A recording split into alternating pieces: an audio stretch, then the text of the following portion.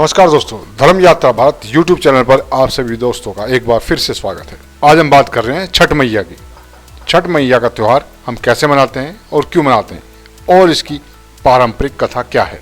नहाए खाए के साथ छठ महापर्व की शुरुआत हो चुकी है और 4 दिन तक इस उत्सव को धूमधाम से मनाया जाएगा। छठ के पहले दिन नहाए खाए, दूसरे दिन खरना, तीसरे दिन शाम के समय सूर्य को अर्घ्य और चौथे दिन उगते सूरज को अर्घ्य दिया जाता है।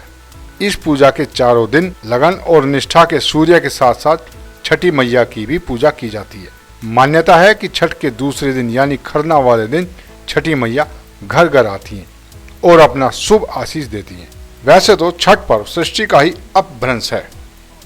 कार्तिक मास की अमावस्या को दिवाली मनाने के 6 दिन बाद कार्तिक शुक्ल को मनाए जाने के कारण इसे छठ कहा जाता है।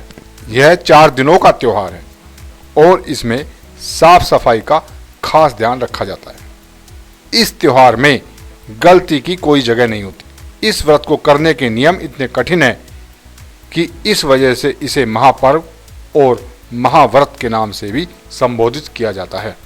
मान्यता है कि छठ देवी सूर्य देवी की बहन है और उन्हीं को प्रसन्न करने के लिए जीवन के महत्वपूर्ण अवयवों में सूर्य व जल की महत्व को मानते हुए इन्हें साक्षी मानकर भगवान सूर्य की आराधना तथा उनका धन्यवाद करते हुए माँ गंगा, यमुना या किसी भी पवित्र नदी या पोखर के किनारे यह पूजा की जाती है।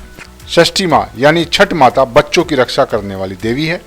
इस व्रत को करने से संतान को लंबी आयु का वरदान मिलता है। मार्कंडेय पुराण में इस बात का उल्लेख मिलता है कि सृष्टि की अधिष्ठात्री प्रकृति देवी ने अपने आप को 6 भागों में विभाजित किया है।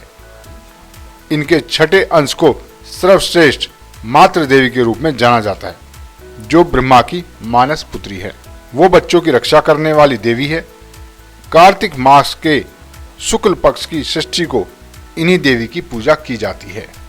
शिशु के जन्म के 6 दिनों बाद इन्हीं देवी की पूजा की जाती है। इनकी प्रार्थना से बच्चे को स्वास्थ्य, सफलता और दीर्घायु होने का आशीर्वाद मिलता है। पुराणों में इन्हीं देवी का नाम कात्यायनी बताया गया है, जिनकी नवरात्रि की षष्ठी तिथि को पूजा की जाती है। छठ माता की व्रत कथा के अनुसार प्रियव्रत नाम के एक राजा थे। उनकी पत्नी का नाम मालिनी था। दोनों की कोई संतान नहीं थी। इस बात से राजा और उसकी पत्नी बहुत दुखी रहते थे। उन्होंने एक दिन संतान प्राप्ति की इच्छा से महर्षि कश्यप द्वारा पुत्रेष्टि यज्ञ करवाया और इस यज्ञ के फलस्वरूप रानी गर्भवती हो गई।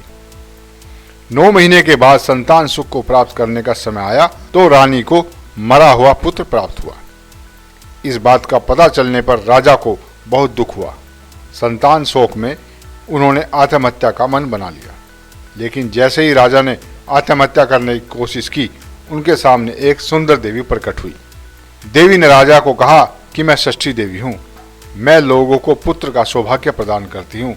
इसके अलावा जो सच्चे भाव से मेरी पूजा करता है, मैं उसके सभी प्रकार के मनोरथ को पूर्ण कर देती हूँ।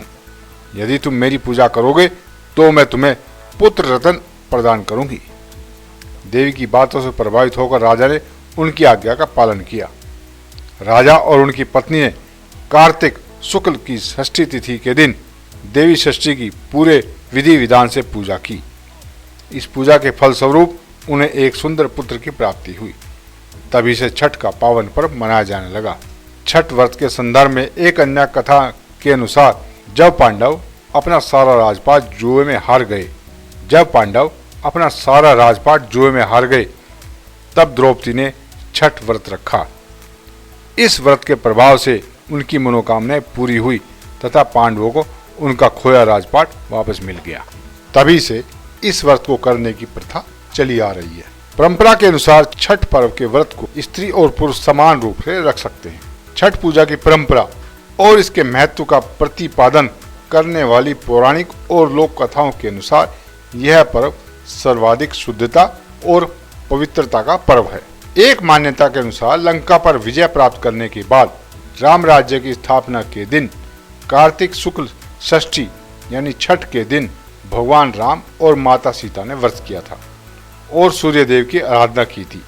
सप्तमी को सूर्योदय के समय फिर से अनुष्ठान कर सूर्य से आशीर्वाद प्राप्त किया था। बोलिए छठी मैया की जय, छठ माता की जय।